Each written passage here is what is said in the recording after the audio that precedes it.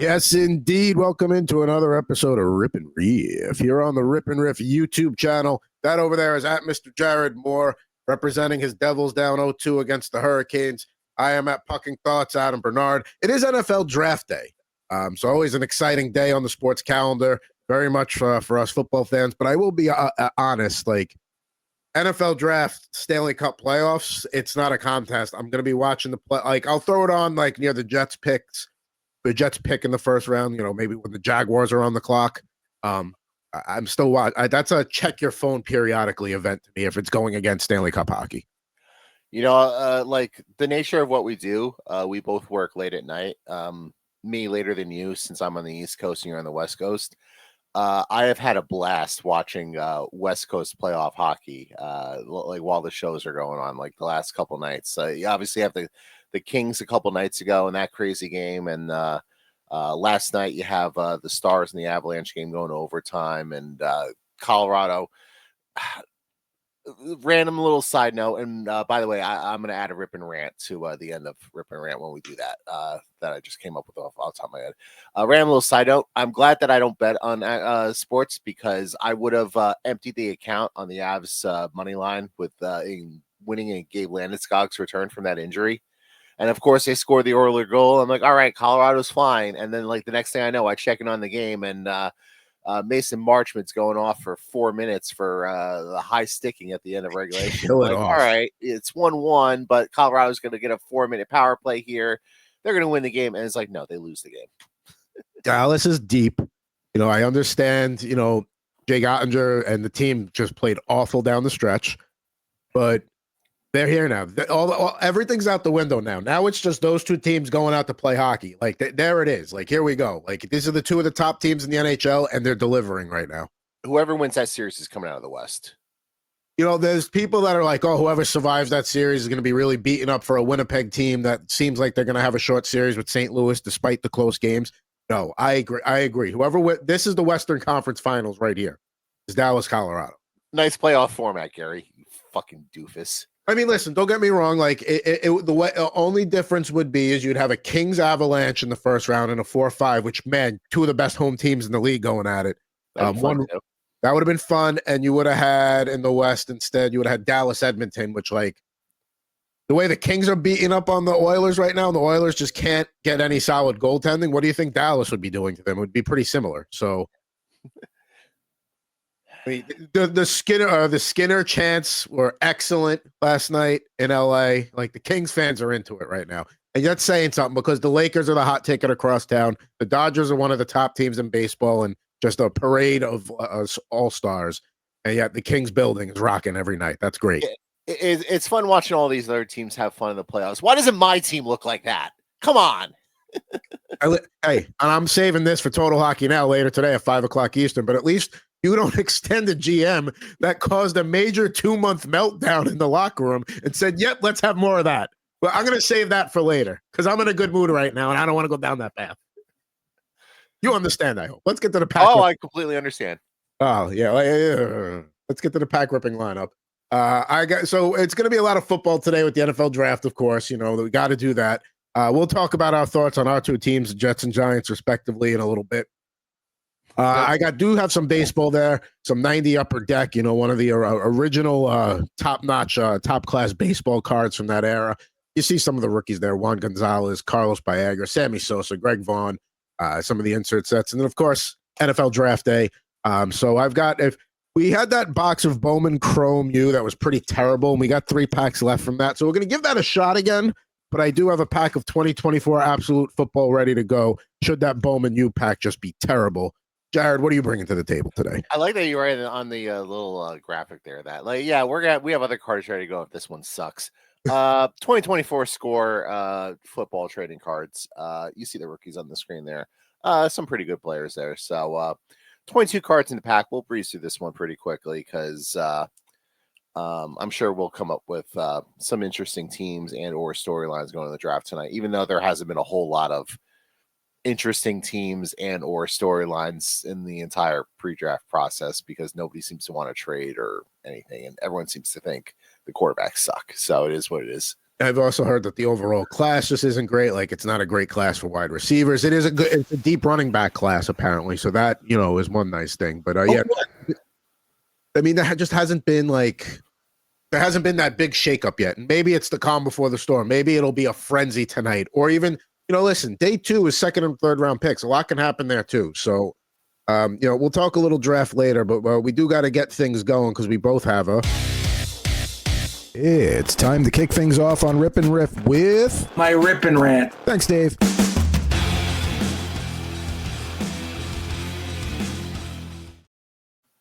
Now, I had a short one, and Jared apparently is adding one on the fly here. He's throwing the line combos in a blender and is going to go for one here.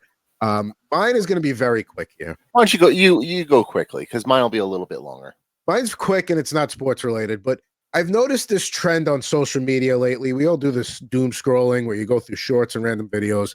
And I've noticed this trend, and it's coming. It's like, all things that are old are new again, right? Like old styles come back and are now fashionable. What I'm seeing now, the new trend is to pretend like you're doing an interview on a podcast, but it's really just presented that way to be an advertisement for some random product you're pushing or your business you're selling. And it's like, some people are like, oh, this is fresh and new. No. We had this. It was called infomercials. If you ever watch TV past like midnight in the 80s, 90s, or even the early aughts, you would have that all the time. People like on a fake news set, doing like what appears to be a real interview, but it's really pushing some, I don't know, some life insurance or some scam. I don't know. And all I'm going to say is, like, if you're going to go down that path, can you at least make it look like make it look like you try? Like, there's a guy I used to play roller hockey with in New York who's got like a financial company. His looks legit. Like his, like, all right, fine. Like he went the extra. Then there was like another one that came into my feed this morning because like we had to buy stuff for the lawn, and you know how that is. You search one thing and then all of a sudden you start getting things about that. I get like these two schmucks like you and me, maybe 10 years younger, talking, and the guy picks up his phone in the middle of the podcast and goes. The guy goes, "What? You're gonna pick up your phone and read it in the middle of the podcast?" Oh man, my wife's texting me about what I should use for the lawn, blah blah blah. I'm like, oh, here it goes, and then boom, there's some typical lawn spray, and yeah, see, you're doing it right now. You know what I mean? Like, it's like, come on, man. Like, if you're gonna if we're gonna do something old, like at least just like do it the right way. Don't like half-ass it. Like, come on now. Like, it was like the equivalent of like a backstory in a porn. Like, okay, like either try and make it believable or don't do it at all. Like, let's not do, like half-ass that. And those infomercials haven't changed, by the way. If you turn on like CBS or like NBC, like on the weekends at like 3:30 in the morning, you'll still find those infomercials. You know where else you'll find them too? Like on the sports specific networks overnight, like NHL Network, MLB Network. If they're not replaying something, like you'll find them there too. Yeah, if they're not replaying like their nightly highlight show, they'll be playing some sort of infomercial. I mean, and look, I guess these guys got to do what they got to do. They pay the bills or whatever. So kind of is what it is. My Rip and Rant. I don't really have much to add to yours. So if you don't mind, I'm just gonna go right to mine. It's done. You take it. It should not be a pain in the ass in 2025 to buy stuff on the internet. And I say that as obviously I'm a video game collector in addition to all this sort of stuff. Last night was when the pre-orders for the Nintendo Switch 2 went live, which is obviously the successor to the Nintendo Switch, very popular console. Sold 100 and something million units. So obviously there's going to be high demand for this thing. And my whole approach going into the Switch 2, because I just don't have a lot of time for video games anymore, has been I will try to pre-order one. But if you make the process a pain in the ass, you can go fuck yourself. Like, I'll just wait until like I can walk into Target and buy one because like I'm just not dealing with it. Yeah, you're not gonna get up and do the early ordering or wait in a queue online. None of that nonsense. Right, and that's the thing is like you go to like these big box retailers like Best Buy and Target and what's the other? Oh, Walmart and whatnot, because they all did the pre-orders and they all went live at the same time last night. And every website. People who try to get one know exactly what I'm talking about. I'm sure, obviously you don't, but like I'm sure you've tried to buy stuff before on the internet where you have to deal with queues and you have to deal with, it's not really any different than like trying to buy like really popular concert tickets. I know. And it's the same thing. And you got to try to weave your way through the bots and all that sort of stuff. And long story short, I was actually able to get two. And, I got one from Target, and I was just like, let me just keep going, because I saw a tweet somewhere that Target was actually canceling pre-orders. So got one from Target, got one from Best Buy. So, we'll see if they both actually ship out. And if I wind up having two, I'll figure out what to do with the other one. I'll probably just scalp it or whatever. But it shouldn't be this difficult to try to buy stuff online. And it's amazing how these companies haven't really figured out just to open pre-orders. Like I get you don't have the stock to satisfy those orders, but limit one per customer, do an open pre-order. And I'm trying to give you my hard-earned money, and you will not allow me to do so because your whole process is a pain in the ass. Let me give you the $500. You tell me roughly when this is going to ship, which, by the way, is what Valve did with the Steam Deck, and everybody loved this entire system. And then when they have the console in stock, you're set. They're going to ship it to you. Novel concept, but I guess these big box retailers either are stuck in the Stone Ages, or they just don't want to do that because scalpers have their ways of trying to get like 20 or 30 of these consoles on hand, like they did when the PlayStation 5 came out, and that was a whole ordeal. So just make it easy for me to give you my money in 2025. That's all I'm asking. Well, I think you said it right there. Like, no matter what way you come up with, like open pre-order or doing like the thing where you got to buy, get in queue, and like, oh, you have 7,852 people in front of you. Oh, great. I mean, sometimes that moves, but you know what I mean? Like buying consoles. There's always a way around it. There's always somebody that's going to figure out a way to exploit the system that is put in place. Like, that's just the society we live in. And if there isn't a way to exploit it, there'll be somebody that develops some sort of bot to exploit it. If you can't do it via like, oh, I'm just going to have 10 computers open with 10 different email addresses, but like there's always a way. If there's a demand for something like a Switch 2 coming out, which even me as a non-video game person, I get that's a huge deal.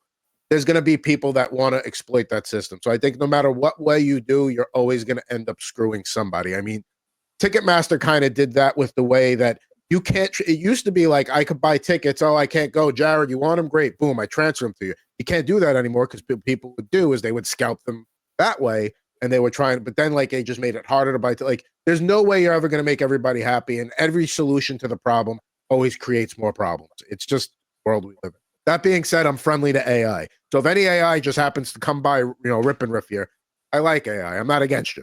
I don't want you to come back and bite me down the line. Yeah. So, you ready for Lucy real quick? Yeah, let's do a quick little I Love Lucy. Nothing wrong with that. Let's we haven't played the intro in a while here, so let's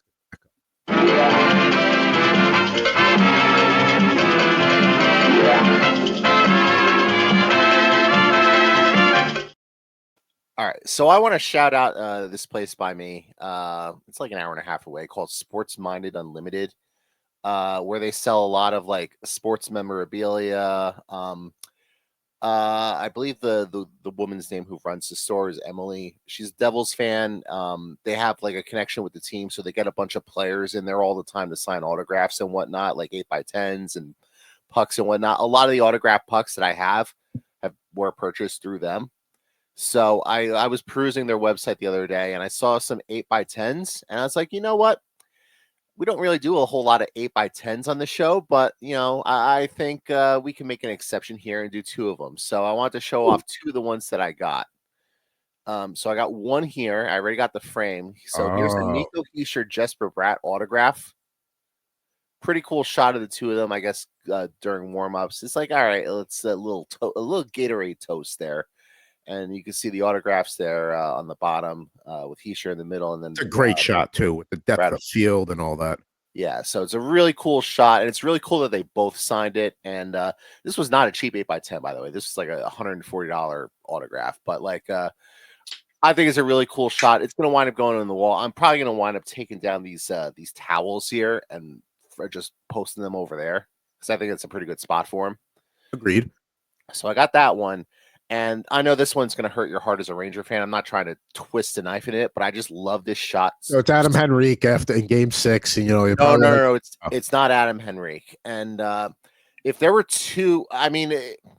if there were three Ranger Devil autograph pictures I could have, Adam Henrique scoring in 2012 would be one of them. Okay. One of them would be Niedermeyer kicking the Rangers jersey when there was that fight back in the day. I forget who the fight was with the Rangers. And this would be the other one from the playoff series a couple of years ago. So Eric Hollis celebrating a goal there, and for some reason that shot of Shesterkin just lying there, like just crushed, has always cracked me up. And like, I'm not trying to poke fun at him, but like, it's just this shot. I just love this shot, and I've never seen this angle of the shot before. If you remember from the TV broadcast, you see it from the other way. So because I never saw it from this angle, I was like, I gotta get this, and this one was only $40, so I easily justified that purchase there.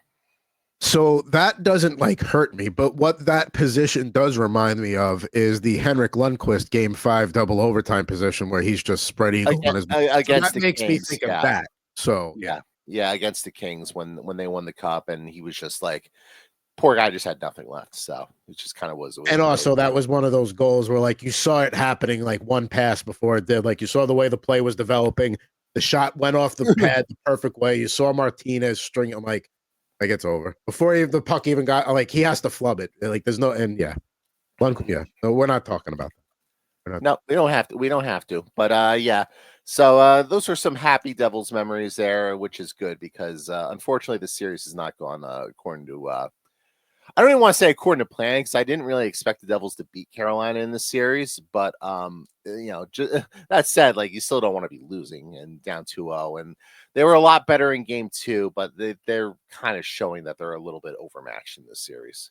Overmatch would be a good word. And the other thing too is it's tough to get offense going against a team like the Hurricanes to begin with, and you don't really have the straw that stirs that drink. You have Heishier, but like you're missing Hughes, and we all knew that coming in. You know, it's not that the Devils, are getting blown out. I mean, you lost 4-1 and 3-1. You're coming home. I know at Ant Rivera 86 is going to be at the game tomorrow night over at the Rock at 8:00 puck drop. A little late for the East Coast, but nonetheless, I don't mind on a Friday night though. That's fine. Friday night or Saturday night is fine. Yeah, during the week, it's like they had an 8:30 puck drop the other night in Florida. Like, Jesus Christ, if you're a Lightning season ticket holder, like, what are you doing to me first game of the playoff series?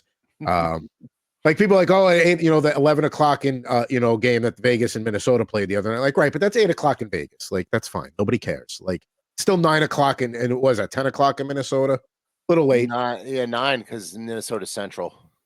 But yeah, Vegas is Pacific, so that'd be 2. So it's 10, I guess, there.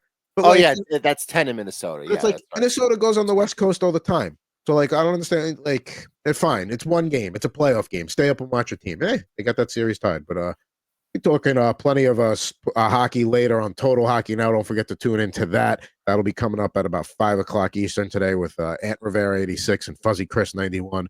Canadians, another team. Playing tough, but just getting ran into a good Capitals team. But I was going to say, why don't we kick off the pack ripping here? You go first here. We got some 2024 score.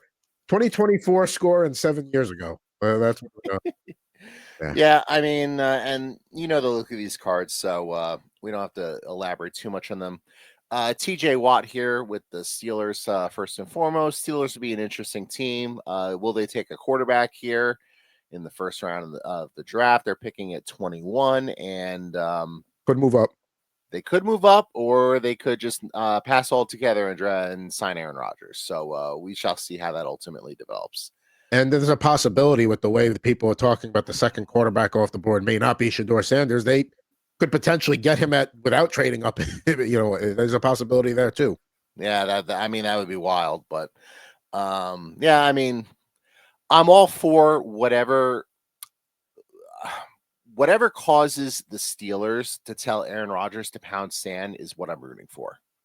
So if that's what happens and that's what forces Aaron Rodgers into retirement for good, so be it. I'm happy for that. All right, we'll see how it goes tonight, 8:00 Eastern. NFL draft from Green Bay. Yep.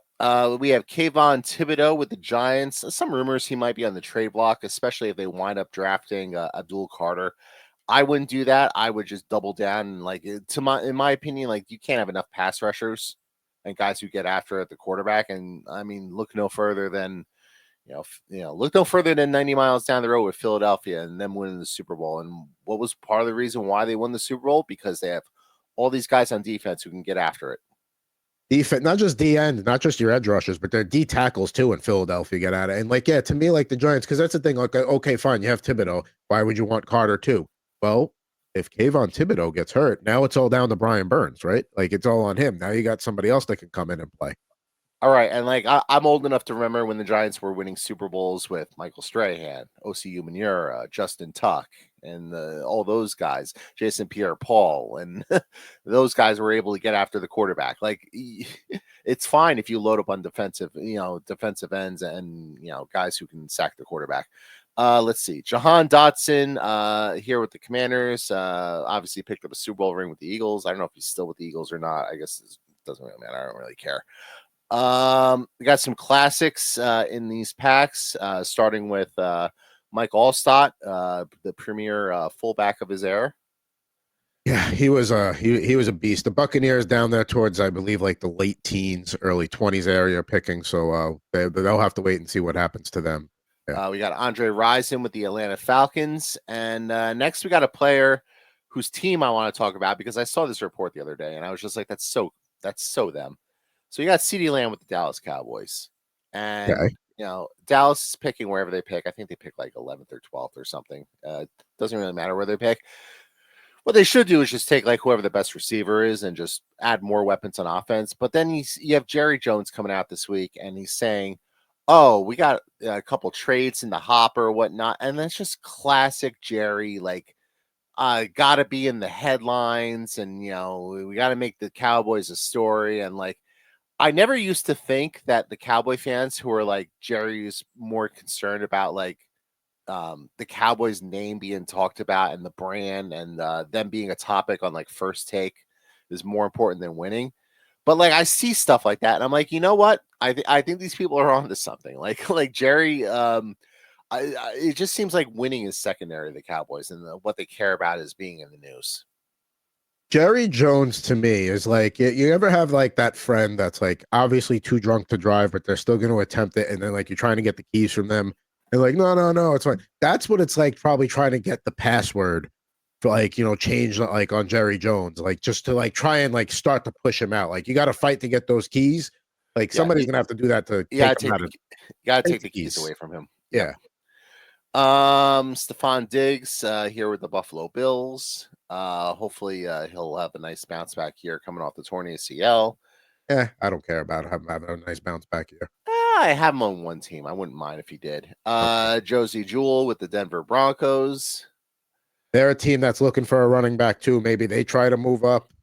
Maybe they could maybe they surprise and make a move to move up and get Jonty. Imagine him in Denver. Let's see. Dietrich Wise with the Patriots here. Patriots being an interesting team picking at 4.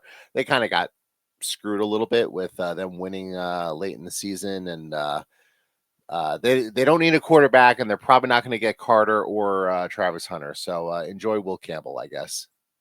Yeah, it's a thing. Like they could go a lot of directions there. I mean, to me, the draft kind of starts with the Jaguars at 5. Like, do they take Tyler Warren? Do they take an offensive tackle? Like, where do they take a D tackle? They could go, and then it kind of starts to fall from there.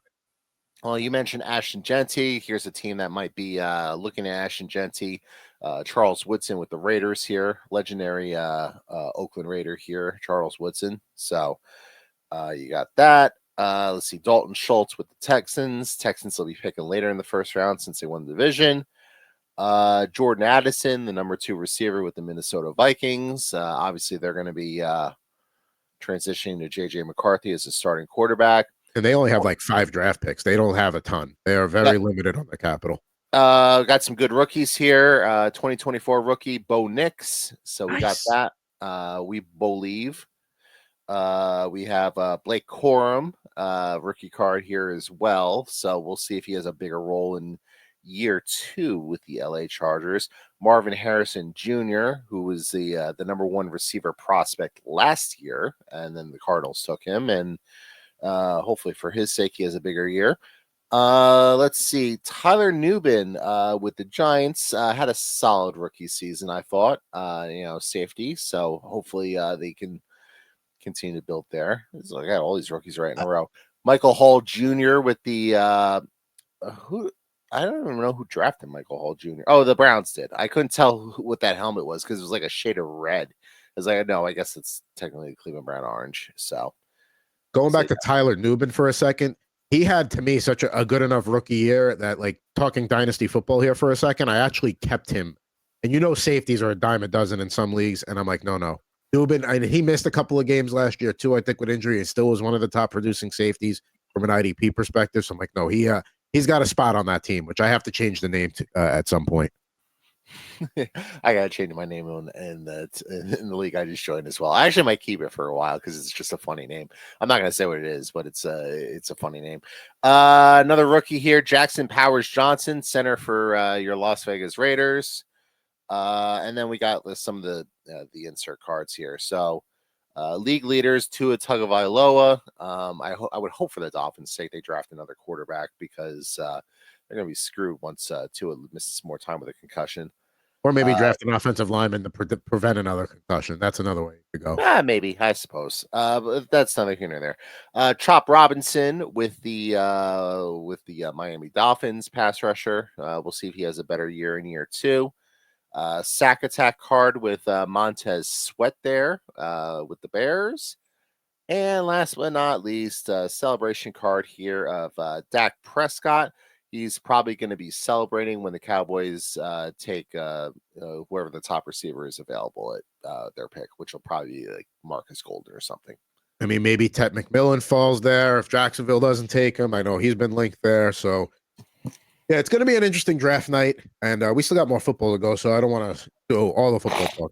Nonetheless, good packs there. Do you like when the pack comes like organized like that, where it's the base cards, the rookies, and then the inserts, or do you like where it's mixed up and you get a surprise? No, I actually do like it like that, and then that wasn't like that wasn't me sorting the cards like that. That was how they all were. So you have all your base cards, and you got a whole slew of rookie cards, and then you have like the special insert cards at the end. So I was very appreciative of how Score and all of them handled that. So.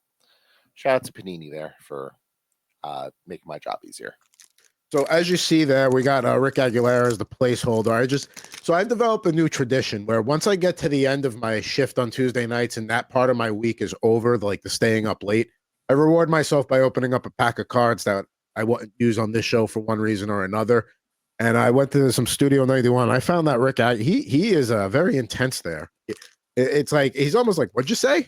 Like right before, like you took the picture. Like, what did you say to me? Is he wearing a shirt and tie underneath that jersey? I can't really tell. No, I think it's just the way the shadow is.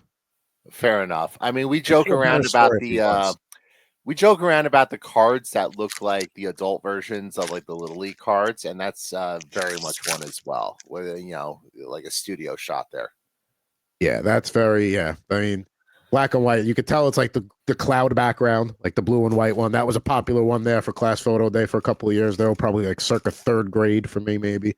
Let's see here. So we got Brendan Sorsby, Cincinnati quarterback here. I could tell already this is going to be a garbage pack. Allie Jennings. Let's see here. Listen, these guys got to get their NIL money, and I don't know who any of these players are, but all I know is that if they're not getting enough money where they are right now, they'll be on a new team next year. Exactly. They just get to bounce around. Like this will be like maybe this guy's 1 year Louisville card, Colin Lacey, and then insert here, Path to Glory, DJ Uiagalelei, I believe I'm saying that correctly, from Florida State. It's a good looking card. Former Clemson quarterback. I mean, I recognize the name, so that's, a good start, I guess. Path to Glory is pretty funny considering he's not very good. He had a misstep on the Path to Glory. He took a wrong turn on the fork. He went left when he should have gone right on the Path to Glory. Let's see here. All right, here's a guy who who could probably get picked in the middle to later rounds for somebody looking for a quarterback. Dylan Gabriel from the Oregon Ducks there. The mock draft site I've been doing basically mock drafts for, every night until I fall asleep. Pro Football Network, I believe. I'm going to miss doing that. Great way to fall asleep. He's projected to go in like the 160 overall range, 170. So 5th round pick maybe there. Look, Um, I am very much a nerd. I am not that much of a nerd where I'm doing NFL drafts, trying to fall asleep. So that's what I I give you do. credit there. I'll pick a team like the Panthers, and I'll do fast and all seven. I always do all 7 rounds. I do trades and stuff like that. It's a way to get the brain to unwind. We got another quarterback here, Garrett Nussmeier from LSU. You want another? If you asked for another DJ Ugalele card, you got it, baby. There's the base version. And then Yeah, it's funny because I didn't ask for it. you got it. And then last but not least here in this pack, we've got Jimmy Horn Jr., who is a wide receiver from Colorado that is likely to go later rounds of the draft, maybe later version of the mid rounds. I'll tell you right now, we're opening that 2024 Absolute Football pack. Thank you. This has to be the 4-card pack of 4-card packs. I just hope you didn't spend a lot of money on these Bowman cards because they've all been absolutely dreadful. I think I spent like 20, 25 on the box or whatever. I don't go to that shop much anymore. Okay, here's a guy that actually could go, is a topic of conversation in the draft here. James Pierce Jr., very talented edge rusher, but character / off the field issues has affected his stock where he may have been a top 15, top 20 guy. Now maybe projected to go more towards the back end of the first round, early second round. So we'll see how that affects him there. Yeah, he's gonna be one of those guys where he falls a little bit, and then one of these quote unquote smart teams like the Ravens or the Eagles will trade up to get him, and everyone will suck off Howie Roseman for being like, "Oh, what a smart trade! Yeah, absolute great value." Blah blah blah blah blah. Meanwhile, if it was like Joe Shane doing the same thing, be like, "Well, this real character issue guy." I seen, maybe the Lions consider him because they have a good locker room, they have a good coach. They're close. That's another thing too. Like when a team is close, like you're more willing to maybe look past the guy's character issue versus a team that's maybe trying to build a culture or something like that. Yeah, the rest of these cards. And I'll just add, this is going to be a little mini rant on my part, but like if you're going to be following the draft on Twitter tonight, and I'm not going to name names, but you'll know who all these people are. When a certain teams make certain picks, and the analytics Twitter people who rush to carry water for some of the players and teams that I just mentioned, they're going to go off and they're going to be like, "Oh, what a fabulous pick, killing the draft like always, blah blah blah blah." And yeah, like I get it, these teams are good every year, but like also they have a little unbiased commentary is all I'm saying.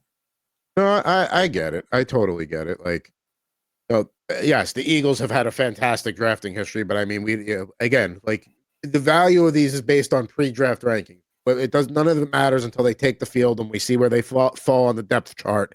Come week 1, couple of crappy cards to get through here. Lawrence Arnold, Kansas wide receiver there. Cool helmet. I love that big Jayhawk on the helmet.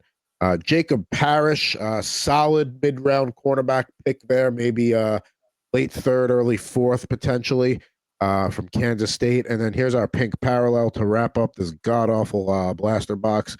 Abu Sama III, running back I've never even heard of, despite all those late-night mock drafts pictured there from Iowa State. Yeah, it's pretty bad when you're the one doing all these mock drafts and you haven't heard the player. I certainly haven't heard of any of these freaking players. So, and let me make it clear, I don't really watch college football, so like I don't know about these guys until it becomes mock draft season. But that, and even then, I don't. Because you're a functioning adult, you have a wife and a child.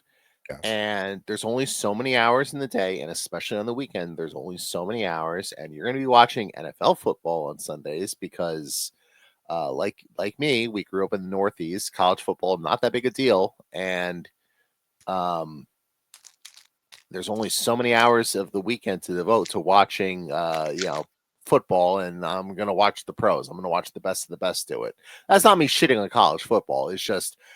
And I'm a hockey guy, so it's like, all right, hockey, football, and then baseball is kind of a bridge sport between the 2 seasons for me at this point, and that's fine. Right. All right, so a guy that the Giants drafted last year, Theo Johnson at tight end. We'll do a little panini. There's his rookie card. They're expecting some kind of jump from him in year 2, I would imagine. Yeah, that would be nice. Let's see. They have Russell and Jameis at quarterback. Neither one really has a history of throwing to the tight end a lot. So there is that. But like I feel like in terms of like physical tools, I feel like Theo Johnson has certainly the tools to be a pretty good tight end. Like I drafted him solely off of that. So in our dynasty leagues, so we'll see if he winds up taking the next step in his development. In the dynasty drafts last year, I had him and Eric All from the Bengals kind of like neck and neck. And I had All in both drafts. I ended up trading him in one league for Matt Stafford, which actually worked out because I actually have a decent backup to Lamar in that league. But I still have All in a couple other leagues. So, yeah, but Theo Johnson right there. And we'll see what the Giants do. I mean, I don't think they're going to take a tight end at any point, but you never know. Silver Parallel rookie there. Another one, we got Jerjon Newton from the Commanders. Will have a little bit more of an increased role on the defensive line this year. That's also wishful thinking since I have him in one of the dynasty leagues and hoping he can contribute at D tackle. Broncos team that is expected to try and go after a running back at some point in the draft. The guy they took last year, Audric Estime. We'll see what kind of role he has this year for Denver post draft. Yeah, I keep forgetting to let Javonte Williams go, and he's with the Cowboys now. So they certainly could use something. They'll try to piece something together. I would guess. I don't know they're going to get Genty, but I mean, like we were saying, running backs pretty deep in this draft, so I'm sure they'll grab a guy somewhere in day 2, day 3, and they'll be fine. Maybe even trade back in the first round, grab O'Malley and Hampton out of North Carolina as a potential play there. Last of the silver parallel rookies, Jermaine Burton with the Bengals here. See, they just inked Higgins and Jamar Chase to those massive deals, but Jermaine Burton probably going to be that number 3 receiving option there this year. Do they still have Yoshiva? Oh, that's right. They have him too, I believe. I forgot. So yeah, Yoshiva is kind of like the third option there. So it's really a 2-team receiving option, though. It's Chase and Higgins, and obviously both of them are signed now long term. And we play Dynasty. I just traded 3 first-round picks for Jamar Chase just to try to upgrade at the receiver position. I was like, you know what? If I'm going to upgrade the receiver position, I'm going to go and get the best one available, and which was certainly him. So I have no regrets over that. I mean, don't get me wrong. He'll have a couple of random weeks in a season where it's like, oh, he didn't do much, but he definitely makes up for it for the rest of the year. We've got CeeDee Lamb, second CeeDee Lamb card of the show there. Now we're into the base cards here, the absolute 2024 football. So there we go. We already talked about him. Travis Kelce probably in his farewell tour this season. And unlike bands like Kiss, Kelce's farewell tour will actually be a farewell tour. I couldn't believe that he actually came back. I really thought he was going to retire, and like I know that's something I said throughout the show last year. Like I just thought the guy looked mostly cooked to the extent that like we were going to get like his best in the playoffs, and even then, like he had like a couple decent games, but not like anything like earth shattering. So, I mean, listen, he probably wants to go out winning a Super Bowl, and I know the Chiefs just get there a whole bunch, but he's got to be careful now that he didn't stay one season too long, and now his walk off into the sunset is, people like to say they like to go out on top. Kelce, if he doesn't bounce back this year, it's going to be an awkward ending to what was otherwise a great career. I mean, yeah, I guess. I mean, like nobody's gonna hold it against him though if he winds up holding on too long. Like he's still gonna be a first ballot Hall of Famer regardless. So I know, but he's not going to be able to go off gracefully, especially with the additional spotlight on him. I guess I don't know that I necessarily agree. I mean, like he'll have a decent Kelce year, and we'll kind of see where that goes. See what happens with KC this year. Tough division. We got Christian Watson here with the Green Bay Packers. Just a few more cards to go in this pack before we get to some upper deck baseball. In today's figure 5, we're not ignoring hockey. We love the playoffs here. We got a figure 5 from the NHL. Lamar Jackson here with the Baltimore Ravens. Love you, Lamar. Helped me to get my first Dynasty championship last year. Thank you, Lamar. Staying in the AFC North, we have Myles Garrett. You talked about the abundance of pass rushers. If they did decide to go Abdul Carter, Garrett and Carter, have fun. Have fun with that as an offensive tackle on either side. Yeah, and look, I'll certainly have fun with that as a Giants fan because I'm pretty sure they would just take Travis Hunter third in that case. So I would also have fun with that, and I'm very much on board with that idea. Like I have a feeling the Giants are going to wind up getting whoever is there between Carter and Hunter, and I think that's a pretty good spot to be in. Yeah, I mean, not to say Joe Shane can't mess this up because I mean, let's face it, he's had a track record. Oh, Of like, but this is like on a plate for you. Like, this is like okay, there's a consensus top 2 picks for any draft in any sport, and you're picking second overall. There's nothing to overthink. You're just taking who's left over, and that's kind because everybody knows Cam Ward's going 1. So yeah, like you said, Hunter, Carter, they're both immense defensive talents. Obviously, Hunter's got the wide receiver aspect to him. Like, just take whichever one is there. Don't whichever one's there. And if you are in love with one of the quarterbacks and one of them happens to fall to somewhere in that 20 to 25-ish range and you feel the need to go and get them, if you're in love with the guy and you believe in them, yeah, then sure, trade back into the first round and get your quarterback. That's the way to do it. That's the way to handle it. But, common sense doesn't always prevail. You got Devin A. Shane there with the Dolphins, who we talked about a tiny bit. And then last but not least, your favorite guy, a guy we already mentioned, Aaron Rodgers with the Jets. We'll use this opportunity to talk about what the Jets can do in the draft tonight. I think the Jets are in a spot where you take Tyler Warren or you take like Membo or like one of the big offensive tackles, and that's it. That's it. Don't take Shedeur Sanders. I would love, listen, I don't think he's going to be Brock Bowers, but the Jets have lacked a dynamic tight end in their offense, what seems like forever. I mean, the last really good tight end I can think of is Dustin Keller, is the one that comes to mind. If you're giving Justin Fields a 2-year shot, then you have to either give him some protection or you have to give him a legitimate target besides Garrett Wilson throw the ball to. So it's one of those two. Would you consider one of the receivers in that spot, whether it be Golden or McMillan or whatnot, just because like you're going to have no Devontae Adams? And as far as I'm concerned, the Jets don't have Allen Lazard either, even though he's on the team, because Allen Lazard hasn't shown he can contribute with anyone other than Aaron Rodgers. So I look at the Jets as a 1 receiver team. I'll say this. If you're going to go receiver, then just go tight end, because it's not a great receiver class, but you can definitely find a receiver day 2 that might be able to contribute. Whereas the tight end class, like, okay, if you don't take Tyler Warren, the Colts are definitely going to take him if he falls all the way there. Colston Loveland is the next tight end off the board. And now already your top 2 tight ends are gone. I know there's Harold Fannin Jr. from Bowling Green, but that's more of a day 2 pick. I think if Warren is there and the way that the tight end position has evolved to become a much more important part of the offense, you got a guy like that, it would help your quarterback signing. I think that's the way to go. Get offensive tackles later, but if you really just want to shore up the line and you want to go that route, I'm not against that. But it's one of 2 paths. Do one of those. Warren, offensive tackle. That's it. Not hard. And if you're going to trade back, at least trade back with something in mind. That's all I want. And the Jets have a history of messing up the draft, so I'm sure we'll see what happens. New regime, we'll figure it out. We'll see if things go the way we want them to. Now we are going to do a little baseball here. Before we wrap things up, a little 1990 Protect Baseball. Picked these up at the hobby shop down in San Rafael when I went for National Hockey Card Day. I also have to do a shout out to T206 Sports in Santa Rosa. They just opened up their local hobby shop. Gave me a really awesome goodie bag going in that day. Picked up a couple of blaster boxes. Definitely will be heading back there for more, and their prices were very reasonable. All right, so the thing you open these packs for is the hologram stickers, and here we go. We got the old school Astros sticker there. There we go. Oh, that's pretty cool. I like that.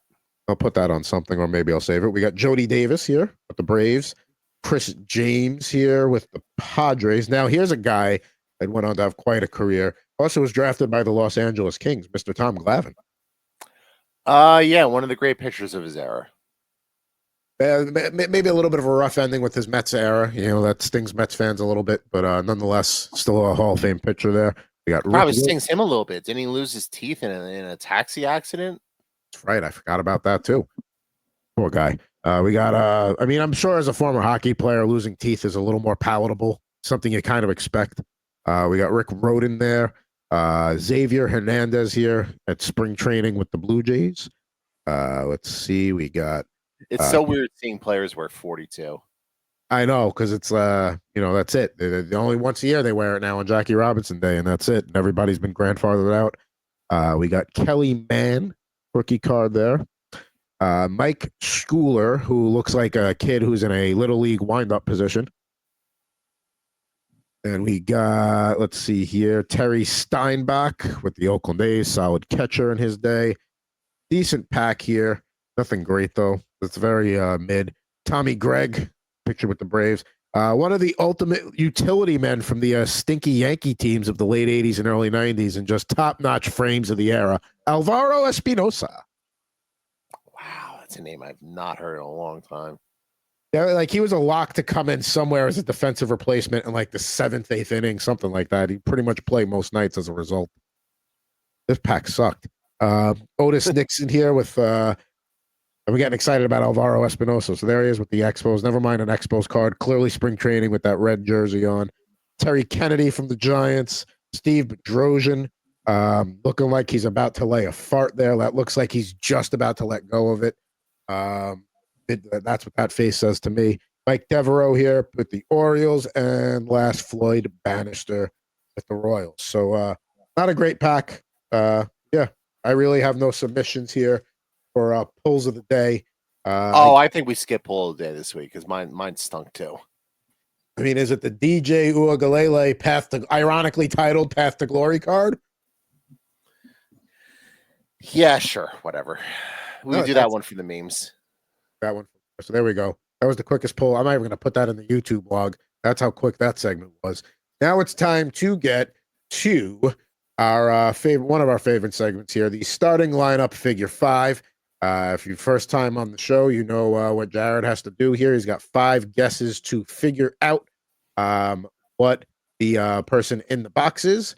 Does that, I get to open it up. And for today, we're going to go to the world of hockey. So without further ado, as I get this player's hockey reference page open here so I can answer questions. Now, you may ask your first question. Okay. The jersey that this player is wearing in his starting lineup figure, is this representative of one of the 16 teams in the playoffs this year? No, it is not. But no, it's not. Yeah. Okay. He did win a Stanley Cup with one of the teams. Right, but the jersey he's wearing is from a team that did not make the playoffs this year. No. Okay.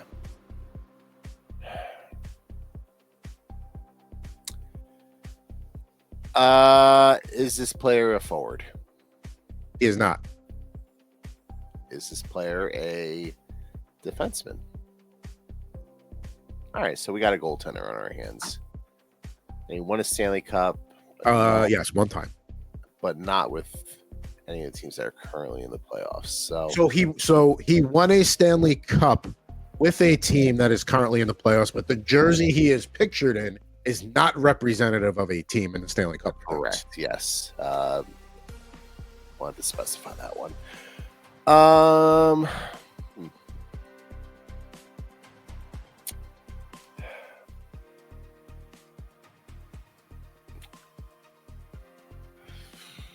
Is this player American? He is not.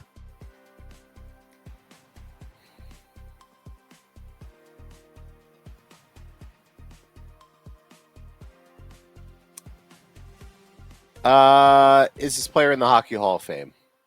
Surprisingly, no. Ooh, all right, that's interesting. Because now I have to try to remember if this player is or is not in the Hockey Hall of Fame. I do have a guess. Is it Eddie Belfour? Oh, good guess considering the clues, but unfortunately, that is not the right answer. Because yes, he won a Stanley Cup in Dallas. You would think of him with the Blackhawks. Great, but no, sorry. And he's Canadian, right? He's not American. Oh, neither is Nikolai Habibulin, who was pictured as a Phoenix Coyote there. Phoenix at the time won his cup with the Tampa Bay Lightning, but not going to be coming out of the box today. Jared was definitely in the right area, but just not the right part of the world. Also, it should be noted that Nikolai Hobby-Bulin, one of the great nicknames of all time, the Bulin Wall. I mean, I know it's punny, but it's top notch. I know it's punny. I mean, come on, really? But would you agree it's surprising that he's not in the Hall of Fame? I mean, I know he's only a one-time He doesn't have much else on his resume, but let me look up his hockey reference real quick. He's borderline. But I mean, there was a period there where Hobby-Bulin was, starting like with his Phoenix and Tampa days, he was just unbelievable for that. We'll call it 1, 2, 3 for like a 4 or 5 year window. And then had a little bit of a resurgence with Edmonton when he went there. All right, let's see. 907 career save percentage, 333 wins. He actually lost more games than he won. I guess. Barely. Never won a Vezina. Just won the one cup.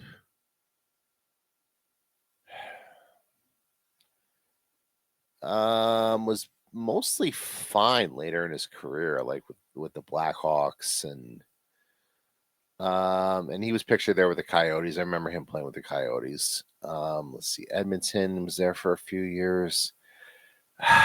I don't know. To me, he's Hall very good, but then I look at these numbers. I bet they're not gonna be a whole lot different than Mike Vernon, and Mike Vernon's in the fucking Hall of Fame. So, see, this is what I like. Jared, when Jared's on the Hall of Fame case, like this is just, it's like watching a detective at work. You just get to be a fly on the wall. Well, here's all you need to know. Mike Vernon's in the Hall of Fame with an 889 career save percentage. So, I listen, and I understand Hobby-Bulin kind of towards the end, but he was also playing behind some poor teams. I think for that late 90s era when Phoenix was going to the playoffs all the time, and then in Tampa, obviously was a big part of that Stanley Cup run, backstopping the team with Dan Boyle and Vinny Lecavalier and Martin St. Louis and all those guys, and Vinny Prospal. You know what? We lowered the bar enough with Mike Vernon getting in the Hall of Fame. So, yeah, you want to put Hobby-Bulin in, I'm totally fine with it. At least he won a cup. I mean, Mike Vernon won a couple cups too, but I guess he won the one with the Flames, and I guess he won one with Detroit. Yes. Yeah, so but yeah, I'm all for Hobby-Bulin here. All right, so Nikolai Hobby-Bulin should be in the Hall of Fame. Maybe it'll happen one day, but probably not. He will not be joining the starting lineup, figure 5. And since John Stockton got out of the... what theme was this? This is the Purple Pride theme here, because I decided Stockton has a purple jersey. But I said, screw it, let's just find guys with purple. So Roberto Baggio, who is actually a Forza Campione, and technically it's like an Italian version of a starting lineup. The only reason I have him is because in FIFA 98, which I played all the time, he was an absolute stud for Inter Milan. He was my guy. Not pictured with Inter Milan there, but he was one I had to have. That's probably one of the only ones I have because of a video game connection from the 89 Forza Campione. And then we have Teemu Selanne from the 97 hockey series, Randy Moss from the 99, and of course that John Stockton from the 1997 starting lineup edition. So there we go. You strike me as somebody who played way too much FIFA back in 98 on the PlayStation 1. PC. Oh, PC. At least PC, you could do mods and stuff. You could, you probably did mods and stuff. So you could just update the roster every year and all that sort of stuff. So I'll say the video games I played the most in that era on the PC. So this is, late in junior high, early high school, is sports wise. NHL 97, which still has one of the coolest intros. That's the one that has Van Beesbrook on the cover. FIFA 98. Triple Play Baseball 2000 with Sammy Sosa on the cover. I'd play that for hours right now if I had access to it. And then for football, it was just, the Madden, there was a few of them I liked. I remember 97 was all right. 2002 was on N64 was the one I probably spent the most hours playing with, guys like Matt and Pete.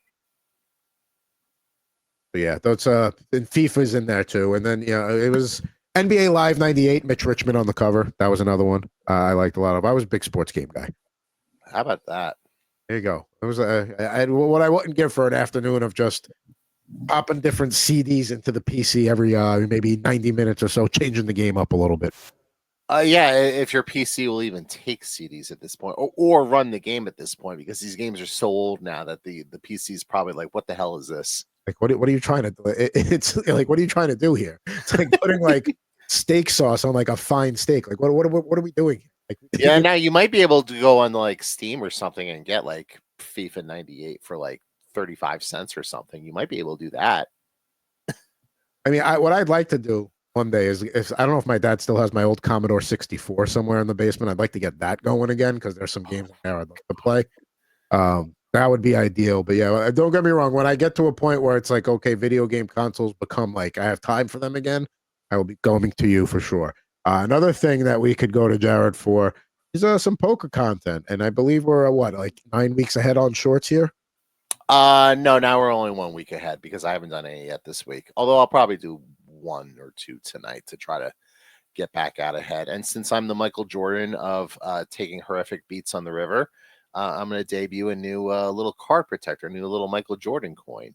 So I picked this up over the week. So you can see there, you know, I'm back, the 6 championships, and you got that on the back as well. So I got this one, and I got one with both him and Kobe Bryant on the coin as well. So I figured, you know what? Let me adopt some of that mama mentality as well. That's cool. That's a nice pickup by you there, and love the reference there. So there's Jared Moore Poker, and then all about the jersey.com. How many more in-season game articles do we anticipate here? 2? I may have written my last one for the season, unfortunately. Well, hold on. When's game 5 of this series? If we Friday night. 5? No, game 5. Game Well, 5? game 3 will be Friday. Game 4 will be Sunday. Sunday. So Tuesday or Wednesday, I would imagine. I would guess, but let me take a quick look at the schedule. Yeah, game 5 would be Tuesday. So if they lose in 5, then technically, like, my article next Wednesday would be off season. So so we shall see. But they've never been swept in a series in their franchise history, so there is that. So they'll get at least one of the next 2 at home, I think. I was gonna say, to quote our friend Joe Serralo, this has gentleman sweep written all over because they've been playing close enough that they'll get one of these 2 games at home, even if it's a desperation game 4, keep your season alive win. They'll empty the tank on tomorrow night. I'm convinced of that. Then they'll probably win like a 4-2 type of game would be my guess, and then they'll probably lose game 4 in heartbreaking fashion. And then game 5, it'll just be over. But yeah, they'll definitely get one at home. And more hockey coverage. We'll be going through all 8 series today, and way too early Conn Smythe thoughts and picks on Total Hockey Now, live 5 o'clock Eastern, 2 o'clock Pacific today. Looking forward to chopping it up, as they say, with Aunt Rivera and Christopher Merez. But we're at Mr. Jared Moore. I am at Pucking Thoughts, Adam Bernard. It's always a pleasure to be with you, ripping some packs on RipNRiff, and we'll be back with you next week. A little post-draft talk. Playoffs will be deeper. A lot of fun stuff to do. Thanks for tuning in. Back with you with all new RipNRiff next week.